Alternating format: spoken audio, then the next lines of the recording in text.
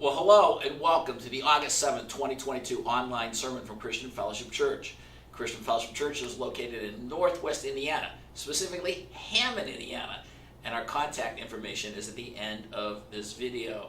As we come on August 7th to present this online sermon, we recognize that we are in a culture far different than when I was a youth. I always went back to school after Labor Day. But children are going back to school now, and it is, in my opinion, very, very sad. But I point this out to remind all of you, if you're in the area, that we have a program called AWANA, Approved Workmen Are Not Ashamed. It's basically almost like a Boy Scout, Girl Scout program on Wednesday nights for our youth. And if you're interested in that, or if you've got someone that is maybe in the junior high, high school, age group, then you can invite them to our 180 group. 180, a total change of direction. And so we have that on Wednesday nights starting in September, and I'll be getting you those exact dates, but I just want to put that bug in your ears to make you aware of all that is going to be happening starting in September. In the meantime, know that our church picnic is coming up on August 14th. Would love to have those of you who are in the area join us at Wicker Park. Now, we're going to study the book of Revelation again, so have your Bibles open to Revelation 14. We'll transition into our music and then come back and be ready to study God's Word.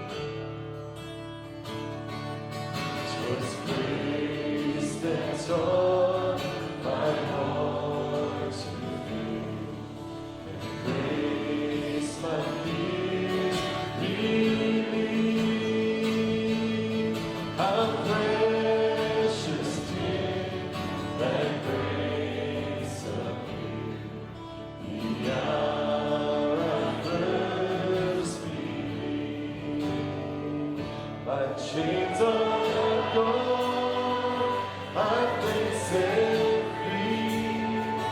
My God, my Savior, has ransomed me. Like a flood, His mercy reigns.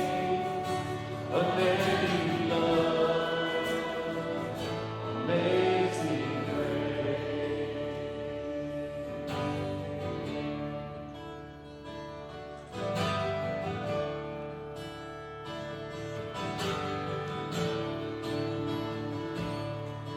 The Lord has promised good to me.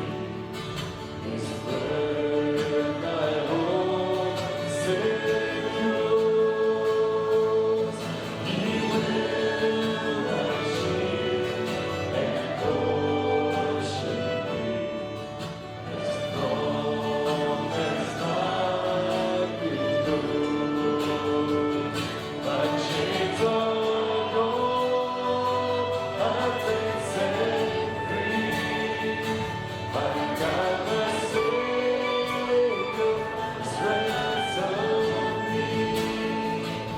Like a flood, His mercy reigns. Unending love, amazing grace.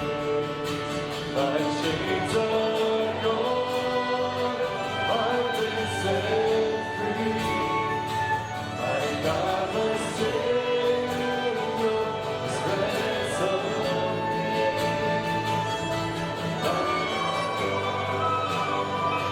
His mercy reigns.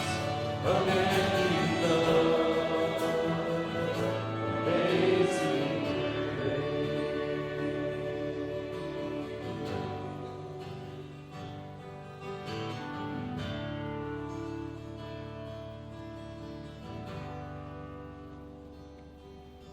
The earth shall soon dissolve like snow.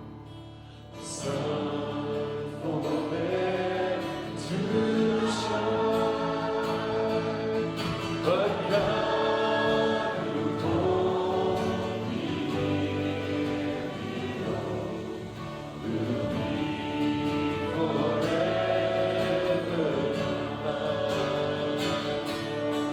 Will be forever mine.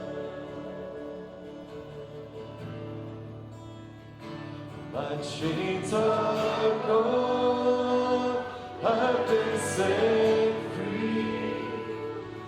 God, my Savior, has ransomed me. Like a flood, His mercy reigns. Unending love, amazing grace. Unending love, amazing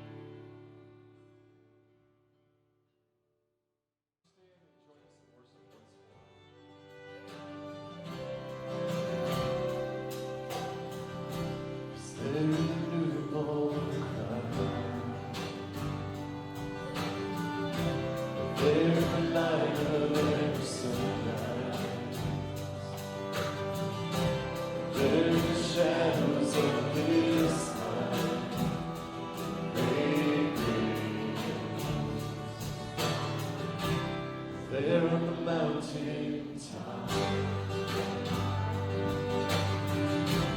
There in the every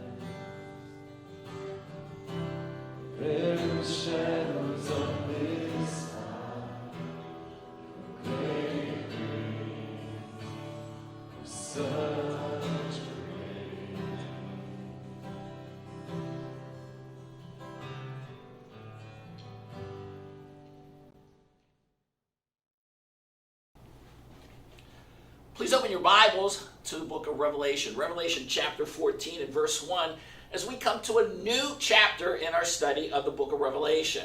Revelation is an exciting book because it deals with end times. And as we come to this study, we remember that this book is about end times. We remember that this has some very wild stuff in it. It's got demon locusts. It's got these army men that have horses with lions' heads, breastplates that are all fiery. 200 million of them. That's just one chapter of the Bible, of the book of Revelation.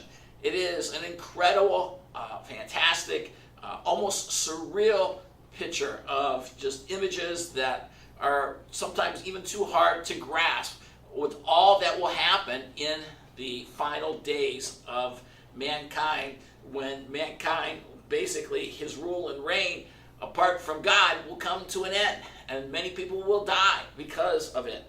We said almost the entire world population will be killed through the events of the tribulation.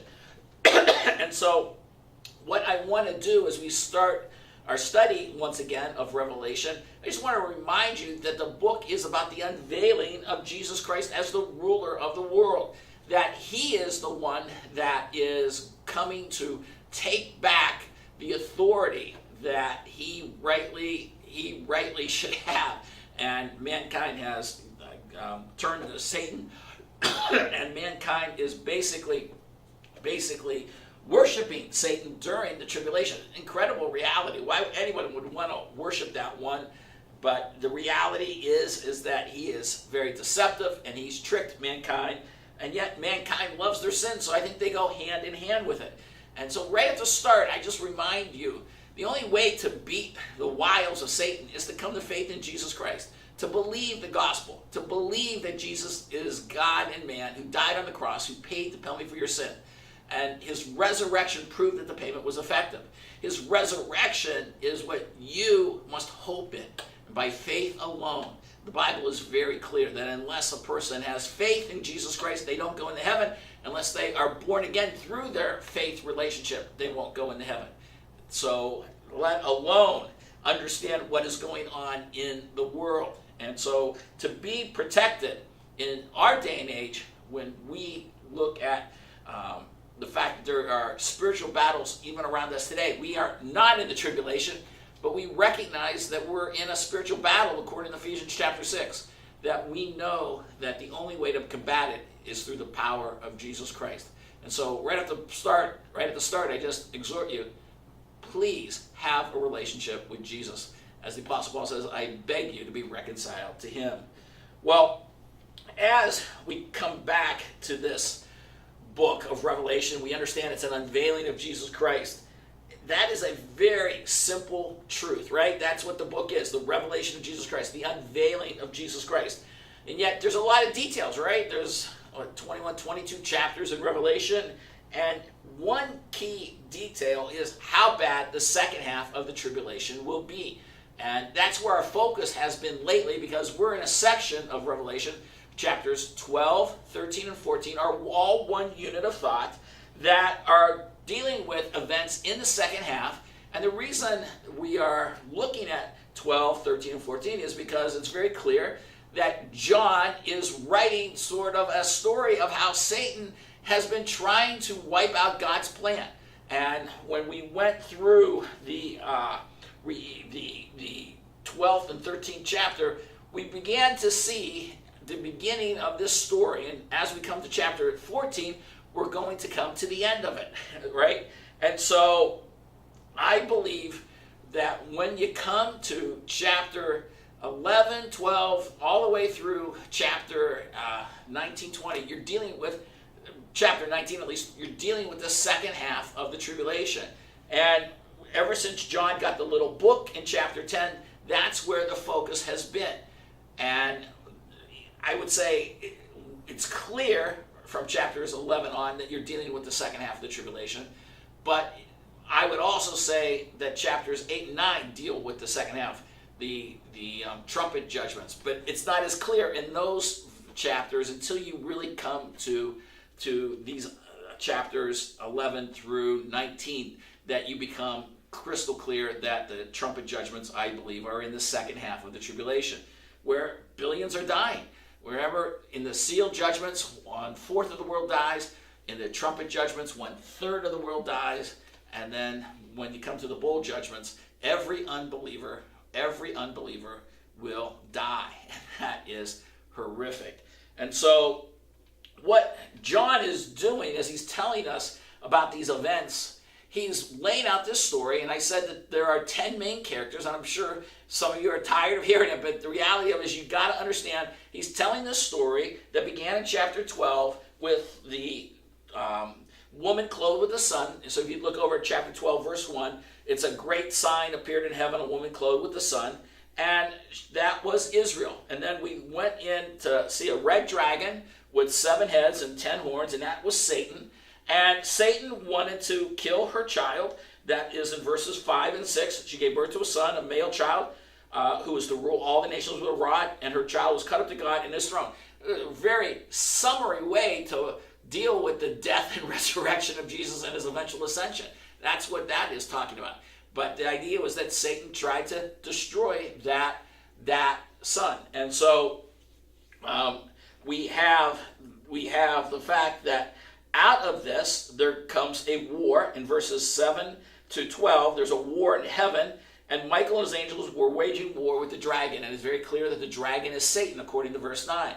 And when we came then to verses 13 to 17, we saw the 5th character, the woman and her offspring, who is the remnant of Israel that is going to be persecuted during the tribulation. That flowed with Satan getting kicked out of heaven. Satan's kicked out of heaven, and instead of stopping and saying, wow, God beat me, we have said that he is relentless. He's relentless. And he comes to earth with the passion, with desire to wipe out humanity. He empowers the individual that we call the Antichrist, and also the one we call the false prophet. Ironically, I think it's interesting, again, I just reiterate this, that in chapter 13 of Revelation, one of the most studied chapters in all the Bible because of the interest in the Antichrist, that the Antichrist isn't given that title in that chapter. He's called the beast, and the false prophet is called another beast. And so the idea of a ferocious animal is given to the name of the Antichrist. And there's all kinds of interesting things about the Antichrist and the false prophet, with the number 666 and the image that comes alive and the controlling of buying and selling. So I get it. There's a lot of fascination with chapter 13. And like I said, one of the most famous chapters in all the Bible. You ask most people what's in chapter 14, they're not going to know. Well, I know chapter 13 is about the Antichrist and the false prophet. What's in 14? Well, I want chapter 14 to be something that is very endeared to you now. I want you to understand, as we watch the flow of this story playing out, how important it is for us to understand what chapter 14 is all about. Let me read verses 1 to 3. Then I looked, John wrote, and said, Behold, the Lamb was standing on Mount Zion, and with him 144,000, having his name and the name of his Father written on their foreheads. And I heard a voice from heaven like the sound of many waters, and like the sound of loud thunder. And the voice which I heard was like the sound of harpists playing on their harps. And they sang a new song before the throne and before the four living creatures and the elders, and no one could learn the song except the 144,000 who had been purchased from the earth. Now this section will go all the way to verse 5, and we'll pick that up next week. And I say next week because this week I have communion on Sunday morning, and when I have communion, I don't have as much time to preach. And because of that, I wanted to do something also special that is going to give us some background material into this passage.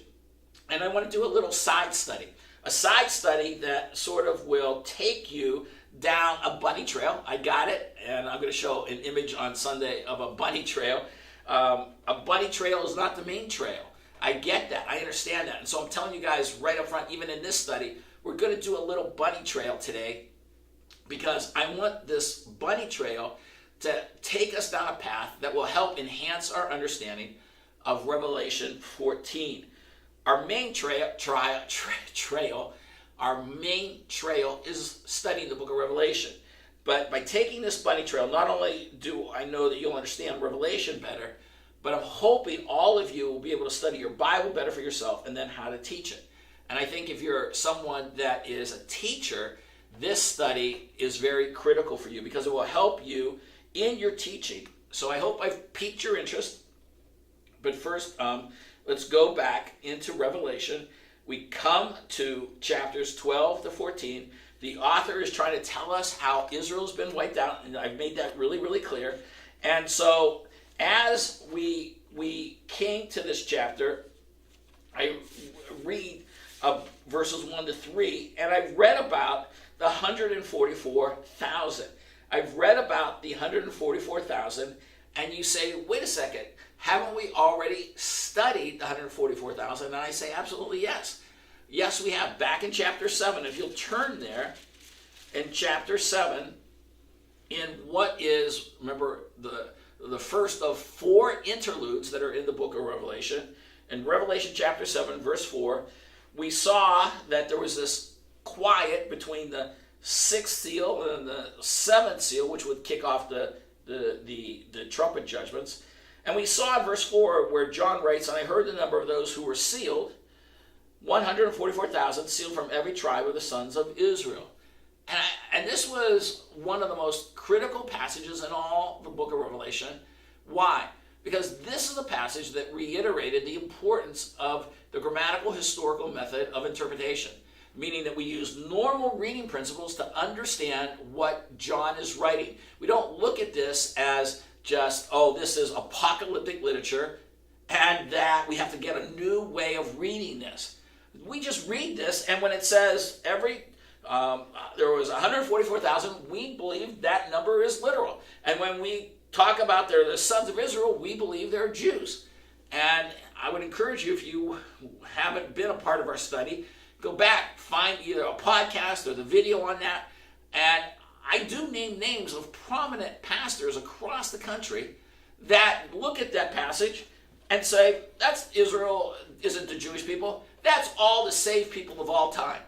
And I even brought up the fact that many of the local churches, the large local churches in our area, have basically just said, we're not going to hold to a literal understanding of Revelation. We're just going to chunk it. And it's stunning, but most evangelical Christians today do not believe there's a future for Israel. And categorically, we highly believe there is a future for Israel. There's a great book out by the faculty of Shepherd Seminary. It's called Forsaking Israel. Highly recommend it. It's probably one of the best theological books out today, maybe of all time. And I would greatly encourage you to read it. It's called Forsaking Israel. And it really hits home why the simple hermeneutic of looking at normal reading principles reiterates the fact that there is a future for Israel. So when we come and we look at this 144,000, I believe when we come to chapter 14, it's the same 144,000. And I point that out because I was amazed. There are even some commentators who think they're a different group. I mean, what in the context would lead you to think that it's a different group? So we're not even going to go down that path. But what I want to do is I want to talk about the word I just used. And the bunny trail that I want to take us on is an understanding of the hermeneutical principle, the importance of the hermeneutical principle of context. Context. I was driven home the understanding, if you're going to understand any verse in the Bible, any chapter in the Bible, any book in the Bible, you've got to understand the context. Context is the understanding of what is happening around a text to give you clues as to what is written. Context is critical, and when you teach, it's important to stress to your learners that you understand the context. And when you study, it's important to know it. So, example, I want to tell you that if you don't understand context, you can make a lot of mistakes in life.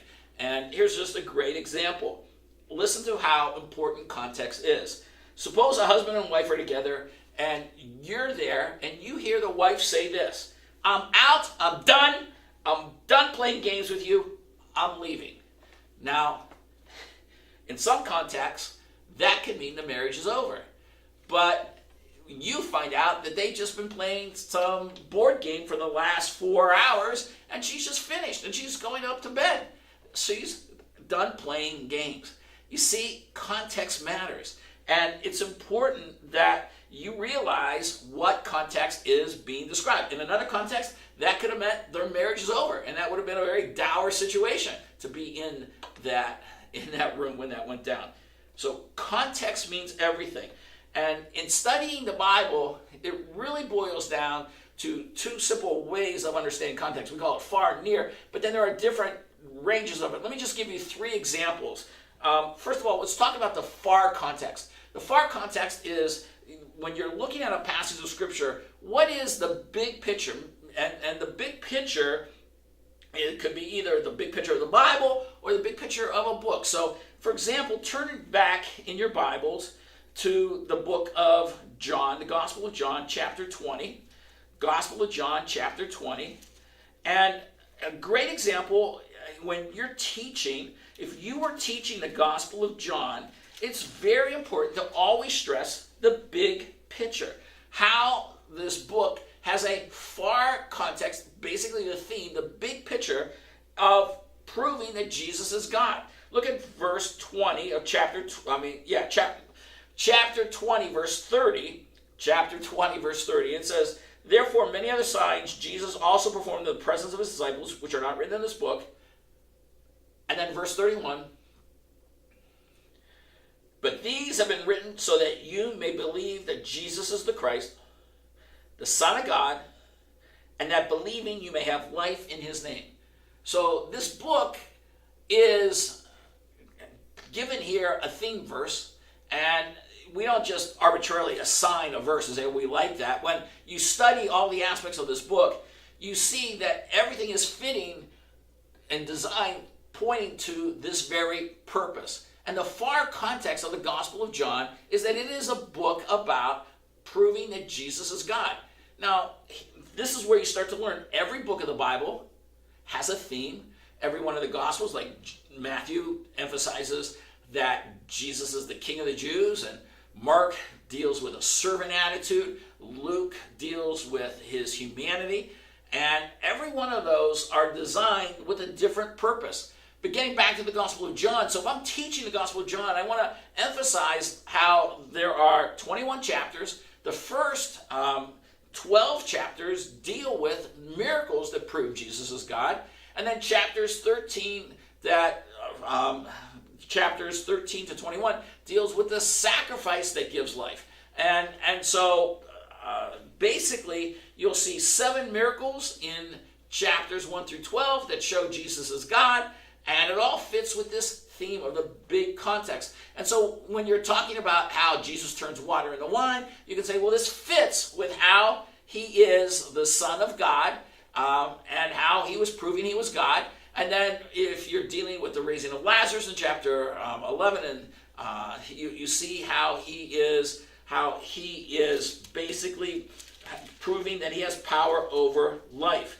And so you come to, I guess, chapter 12, maybe I should say 1 to 11, and maybe halfway through 12, you see the second half where you transition, where it's that Jesus is the Son of God who gives life through his sacrifice. And so you see how everything plays out in the second half of the book to feed into that theme. So very important that you understand what book you're teaching, what its theme is, that you understand the far context. It's critical when you are studying to know what the big context is. Then there's also the importance of understanding what is called the near context, something that's the surrounding area that is closer to maybe one passage that you're studying. So here's a great example. Look over at Luke 15. Luke 15, if you were going to teach one chapter in the Bible about, without getting ahead of myself, if you were going to teach Luke 15, you would come to this passage that's one of the most known passages in the Bible. It's the one dealing with the lost sheep, the lost coin, and the lost son, which is often called the prodigal son. And so let's say I'm going to teach maybe even on the lost coin, or I'm going to teach on the prodigal son. It's important that I understand the near context of the entire chapter, so that I just don't emphasize one aspect of what is in that parable. Because, for example, if I emphasize the lost coin and the joy that's on the lost coin, and the lost coin reflects how God is happy in heaven when someone comes to faith, that's absolutely great.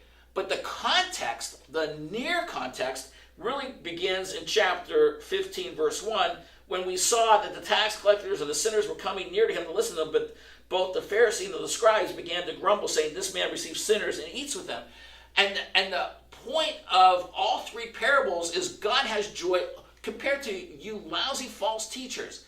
And even the prodigal son story ends with basically a rebuke of the older brother, because he is representative of the false teachers. And so you would miss it if you emphasized just the aspect of finding the lost sheep, finding the lost coin, having the boy come home, because it's more of a rebuke. So how this just makes it stronger. And that's what I'm trying to get you to understand. When you understand context and you bring it into your teaching, it becomes more powerful. Continuing on, the third example I wanted to give is a near context of the surrounding verses. And so let's say you're teaching Luke 15 and it rolls into chapter 16, where Jesus continues to rebuke the false teachers, the Pharisees, and their love of money. And he begins to teach on them. And let's say you come into verse 16, and really what you want to do is teach on verse 18. So you come to verse 16, and it says, "The law and the prophets were proclaimed until John, and since that time the gospel of the kingdom has been preached, and everyone is forcing his way into it." Basically, they're doing it their own way. They're thinking they can earn their way into heaven, but it is easier for heaven and earth to pass away than from one stroke of a letter of the law to fail. So, in the context, Jesus, back up in verse 14, was talking about how the Pharisees were lovers of money, and then he comes with this rebuke in verse 16 and 17 about how they're trying to force their way into heaven. I think that's the application there. And then you come to verse 18. And here's this verse that a lot of people think, is this just like a mistake? Because he says in verse 18, "Everyone who divorces his wife and marries another commits adultery. And he who marries one who is divorced from a husband commits adultery." What's that have to do with being a lover of money? What's that have to do with forcing your way into heaven? Are we going to have a discourse on divorce? Well, look at the verse 19. No. Then you get the famous story on the rich man and Lazarus. So how does context help me understand what this passage is about? What this helps you to understand is that the reason Luke has recorded this here is he knows that the Pharisees are people who play games with Scripture, and one of the games they played with was the rules regarding divorce. And he wanted to make it clear, you can't play games with that. That's what, in the context, that is saying. And it's important that you understand it, because if you don't have it in context, you may think that this is the only thing teaching on divorce, and you forget that there are exceptions for divorce, i.e., where there's a biblical divorce and remarriage in Matthew 19 and 1 Corinthians 7. And so my point is how critical it is that you get a proper perspective on verse 18, because you understand the context.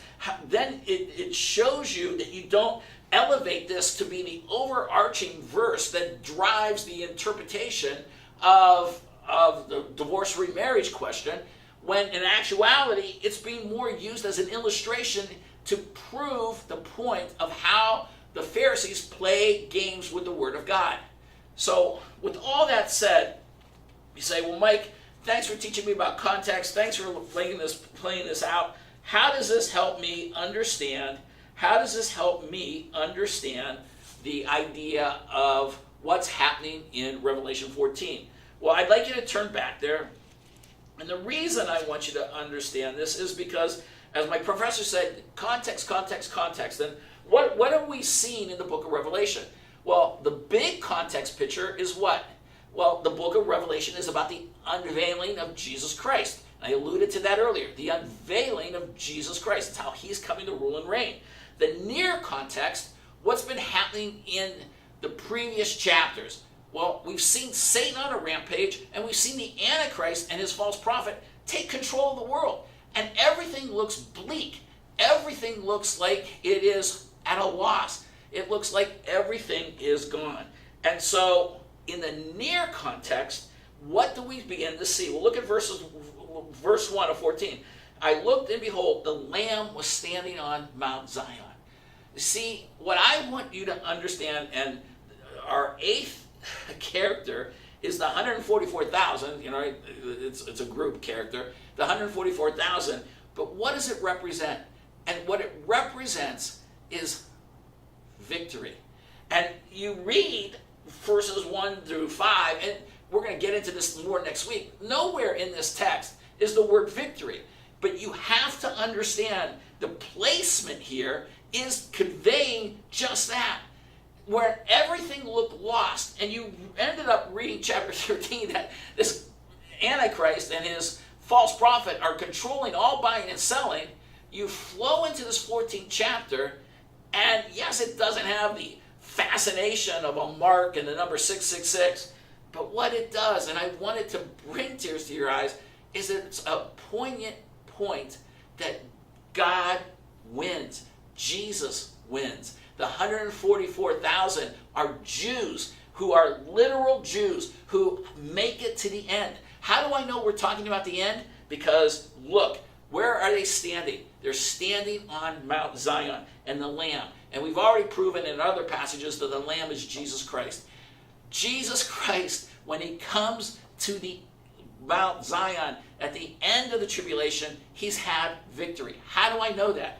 Okay, bigger context, chapter 14 of the book of Zechariah. Go in your Bibles to the book of Zechariah. Zechariah is a great end-time book. It is a book almost like Revelation.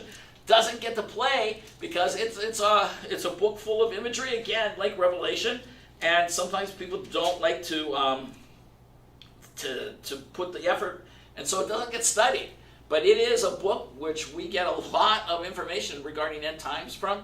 And when we come to the 14th chapter in this book that's telling about future events and how God is going to bring redemption for his people of Israel, we see in 14:1, Zechariah 14:1, it says, "Behold, the day is coming for the Lord when the spoil taken from you will be divided among you. For I will gather all nations against Jerusalem to battle, and the city will be captured, the houses plundered, and the woman ravished, and half of the city exiled, but the rest of the people will not be cut off from the city. Then the Lord will go forth and fight against those nations, as when he fights on a day of battle." Now look at this, because this has never happened. "In that day, his feet will stand on the Mount of Olives, which is in the front of Jerusalem on the east. And the Mount of Olives will be split in its middle from east to west by a very large valley, so that half of the mountain will move toward the north and the other half toward the south. I believe what we're seeing is the event after Jesus' return. He's on Mount Zion in Revelation 14, and he's gotten the victory. See, you piece all of this together, and what God is telling us is that Jesus is going to come back. There's going to be the great battle of Armageddon. It's going to be an incredible battle. It's not going to be just something where no one dies, because he's telling us that houses will be plundered, women ravished. It's going to be a very difficult time. But then Jesus is going to come in, and he is going to bring victory. And I got to tell you again, a friend of mine attended a school, a very large evangelical Christian school in our area, and his professor said, you know, you can't believe that Jesus is actually going to stand on the Mount of Olives, and the Mount of Olives is going to split. And I'm thinking, what? Why in the world would you think anything else? I believe he's going to, and we know from the book of Isaiah that this split will leave a plain all the way into the land of Jordan, where the land of Petra is, so that all the Jews that are hiding there will be able to come back into Jerusalem. And so look what he says in verse 5. You will flee by the valley of my mountain, for the valley of mountains will reach to Azel. Yes, you will flee as you fled before the earthquake in the days of Uzziah, king of Judah. Then the Lord my God will come, all the holy ones with him. In that day there will be no light, the luminaries will dwindle. For it will be a unique day which is known to the Lord, neither day nor night, but it will come about at evening time, there will be light. And in that day living waters will flow out of Jerusalem, half of them toward the eastern sea, and the other half toward the western sea. It will be in summer as well as in winter, and the Lord will be king over all the earth. In that day, the Lord will be the only one, in his name, the only one. Where is he? He's on Mount Zion. And so how important is it for us to understand when we go back to Revelation chapter 14, and it says, I looked and behold, the Lamb was standing on Mount Zion. We should immediately think, wait a second, this means victory. And the reason this is placed here, is to give us the incredible light and dark contrast. Everything is dark in chapter 13. Everything is negative. Everything is dour. Everything looks like all is lost. And then, boom, 144,000, which are Jews, they make it to the end. What was Satan trying to do? He's trying to wipe out the Jews, but they make it to the end. And I believe, as we're going to see, these 144,000 have a great part within the next phase, the future. So how does this help us? We understand context, that this chapter isn't just randomly placed and trying to give us filler information. This has been strategically placed to bring you joy and to remind you of the victory and to remind you that God's team wins and how important it is for you to be on God's team. And for us, as sometimes as dark as it gets, to remember that we win in the end. As I've quoted before, Billy Graham used to say that maybe like when he was discouraged or bummed out, he would always go to the book of Revelation and go to the end and remember that God wins in the end. Well, this is part of that end picture. This is the end, that God wins. And so as we're going to have communion on Sunday, I think it's very important for us to remember that as the Apostle Paul gives us instructions to have communion, he wants us to remember the body. And he wants us to, remember he tells us in 1 Corinthians 11, as he deals with the context of trying to give instructions to the church at Corinth about how to properly take communion, he says, and I'll quote it directly in 1 Corinthians 11, about judging the body rightly. And he basically says, what